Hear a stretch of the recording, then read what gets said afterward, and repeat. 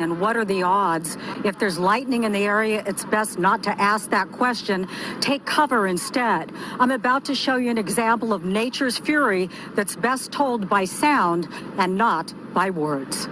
Just my heart dropped because I said, I hope it's not the person I know. Gloria Colocho gets emotional when she speaks of her friend, 51-year-old Antonia Mendoza, who was killed Wednesday morning after being struck by lightning while walking her dogs in Pico Rivera. Mendoza died with her puppies. When the deputies arrived, they did find a female who was lying on the ground, along with 2 dogs that were with her that appeared to be deceased as well. These images show Mendoza in happier times. We see her beloved puppies, Chubby and Luna. Fox 11 obtained this Nest video showing Mendoza leaving for her daily walk with her precious pets. These are likely the final images of them alive. Wow. And here I often use the analogy that being killed by a police officer, the likelihood of being killed by the police officer is less than getting struck by lightning. You have a greater chance of being struck by lightning than to be killed by a police officer. And that's what frustrates me so much about this country. That's mind-numbing. That's what makes me want to rip out my hair. You have a greater chance of this happening to you than of being killed by a police officer. As a Sun man. Fox 11 obtained this Nest video showing Mendoza leaving for her daily walk with her precious pets. These are likely the final images of them alive. That she was a sweet lady. She was very responsible. There were ominous warnings of a dangerous storm moving into this area. People were advised to stay inside Wednesday morning, but nothing would keep Mendoza from walking her dogs. How violent was the storm?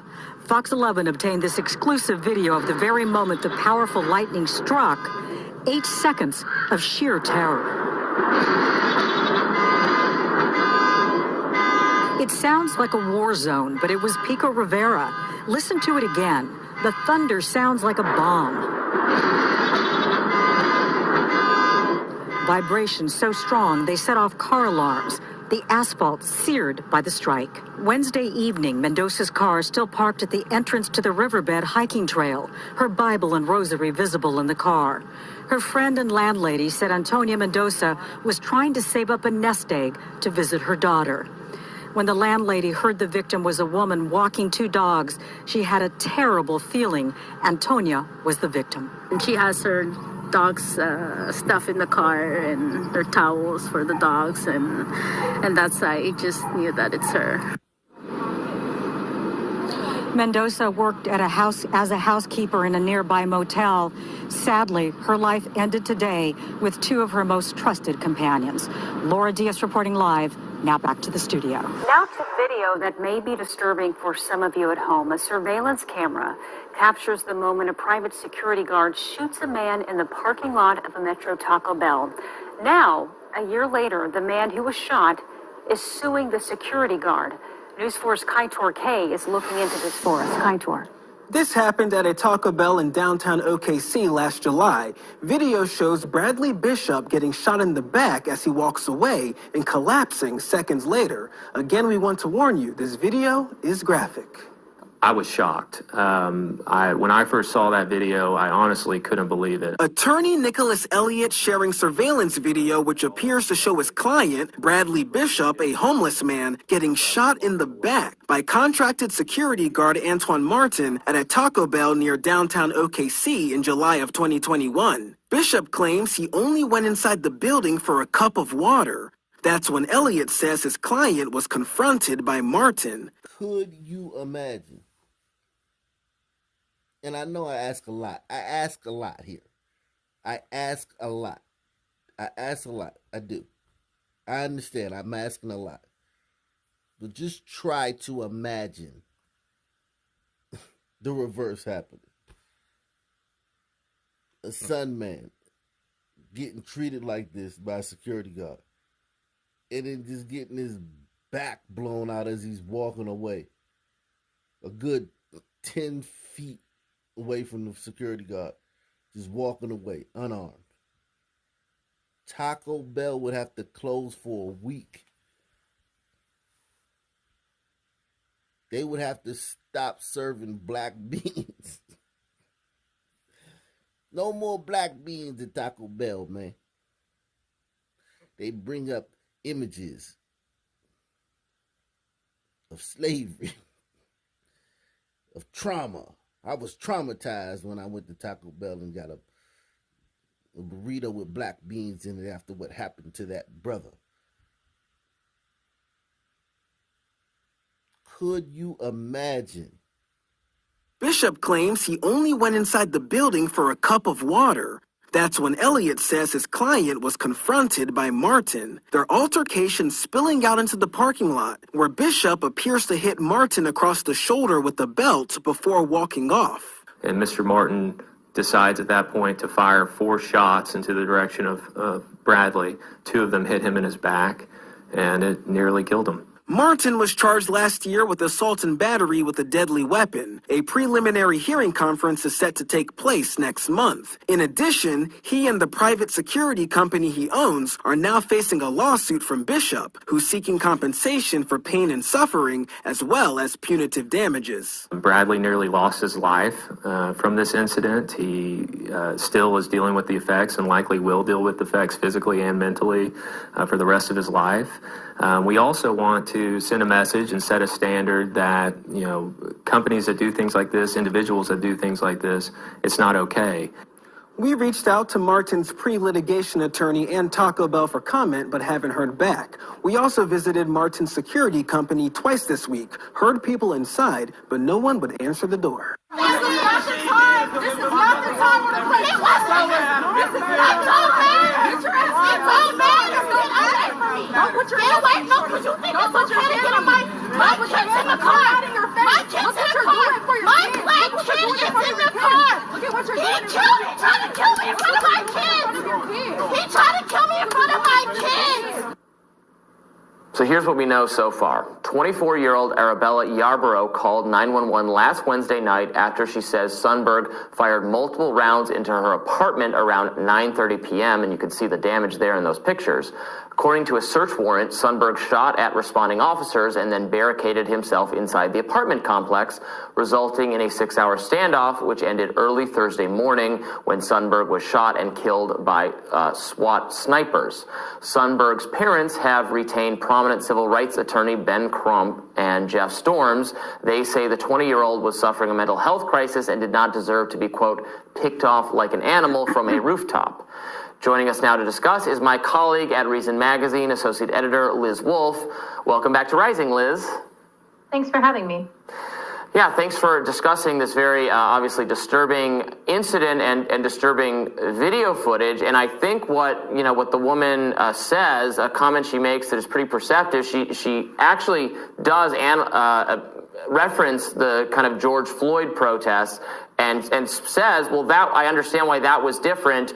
He was unarmed. He was, in police custody. The police had control of the situation, and yet they killed or caused him to die anyway. Whereas in this situation, this person was dangerous, had shot up her living place, and to say that that's kind of the same thing or should inspire the same level of activism was deeply offensive to her, understandably. Yeah, I mean, I've seen a lot of reactions from people, especially people on the right, who are basically saying, how dare anyone give cover or protest the death of a violent criminal? This man was shooting into a woman's apartment and threatening her small children with his actions. I would caution people to not to buy the false choice that's being presented here.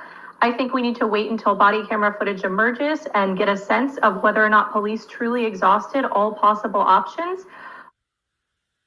And this is the problem. This is the problem with America. One of the problems. And this is why, listen, man. This is why these pasty liberals The fact that they're in charge of the entire country is frightening and maddening. This is a woman who's identifying more with the hilarious and artistic Sun Man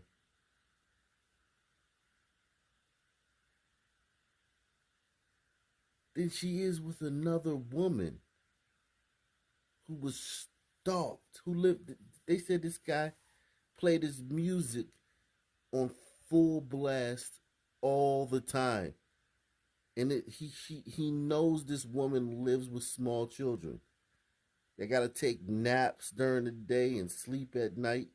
Yet he played his music on full blast the entire time he lived next to this woman. And that was the least of it. The least of the abuse he wielded on this woman. He scratched up her car like he was her baby mama or something. He harassed her, accosted her, tried to break into her home. And then, of course, he did this. And this pasty liberal woman identifies more with him than she does the woman who endured that, because it serves her political purpose. And when she said hi, you just knew she was a liberal. The soullessness, the void of depth and character, you could just see it when she first introduced herself. But this is just maddening, man. It really, really, really, really, really grates on you to know that this woman has influence at a magazine and a publication, a website. People have to answer to her. She'll sign off on people's projects. Like, you come in with a story, she's signing off on it. She's telling you, I don't think you should write that because it's not woke enough, basically. This is a powerful woman in her little sphere. And she's taking up for a guy that's just a dirtbag. I mean, we're talking about a goofball dirtbag. We're not even talking about like Pookie and Ray Ray. We're talking about a whole goofy, lame that was terrorizing a woman, and he picked the right one for over 6 months, for over 5 months. And before that was blasting music the other, 30 months that he lived next to her. Every night, all day long, blasting, blaring, and you know it was hip-hop music all day long, knowing she has little children in there. Reality. They gotta change their hair, dye their hair, get some tattoos, hella tattoos, fucking change their sexual orientation, change their gender, and change their pronouns, all of this shit, nigga. But you know what it really is? They can't handle their own spirit. They can't handle the pressure that it comes with it. They gotta change the shit around them to make themselves feel comfortable in their own body. And you can call it what you want, but that's how I see it. And there he is, like a whole, like,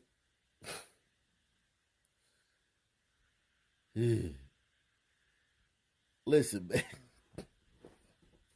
That guy was terrorizing a 5'1" woman and her 2 kids for 5 months in plain sight, in broad daylight, in purview of everybody, to the point where it emboldened him so much that he did what we saw. The fact that she wouldn't call the police because she said he had mental health issues, and she didn't want to put a son man in danger of the police. She didn't want. She knew that if she called the police, they would just kill him because he was a son man. So she didn't want to do that. And then she ended up calling the police, and they ended up killing him. How ironic. But only after it almost cost her and her little kids their life. Yeah, I mean, I've seen a lot of reactions from people, especially people on the right, who are basically saying, how dare anyone give cover or protest the death of a violent criminal? This man was shooting into a woman's apartment and threatening her small children with his actions. I would caution people to not to buy the false choice that's being presented here. I think we need to wait until body camera footage emerges and get a sense of whether or not police truly exhausted all possible options. A situation where they're using police snipers to kill someone after a 6-hour standoff, I, for one, am sort of curious about the degree to which it was possible for them to ensure that he was able to be taken into custody alive, and then... There are millions of these people in powerful positions. I mean, they're all the people that check the videos on this platform are like her. All the people that scour the community guidelines on Twitter and Facebook, all of them. If you're not like her, you can't get a job. At Twitter, at Google, at Facebook, if you're not like her on that spectrum, somewhere on the spectrum of where she is socially and politically, you can't get a job in any of these tech spaces. Any of these platforms.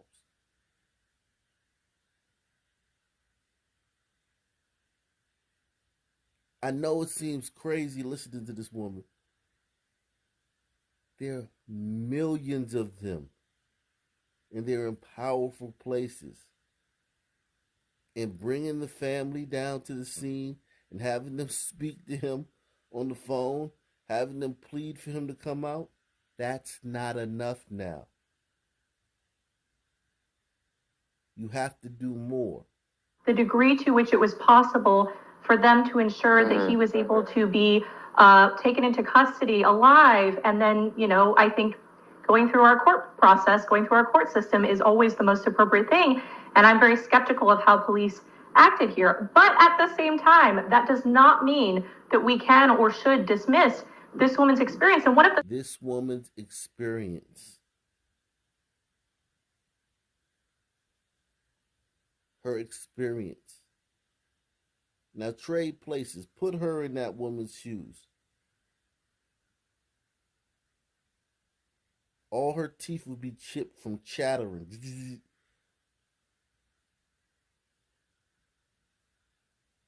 This woman had a heart attack.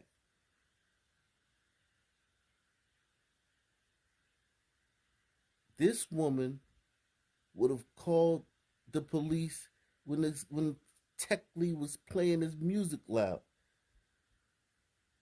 3 years ago when they first became neighbors. This woman right here, she would have called the police the first time Tekle played his music loud all day, blasted his music all loud, blasted his drill music all on level 1,000 all day long. She would have called the police for a noise complaint.